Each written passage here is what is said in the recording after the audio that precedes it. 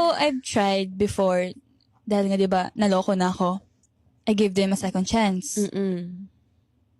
A third chance. Ayun na nga. A fourth chance. A fifth chance. Hanggang di ko alam kung ano nangyari. I was about to ask, are you that type of person na willing to give second chance? Kabanggit ko lang, nagbigay ako ng sandamakmak na chances. Pero dahil immature pa ako nun. Pero now na, What do you think? alam mo yun, medyo marami na akong pagdaanan. Yes. I've matured so much from my last puppy love, kung ano man yan.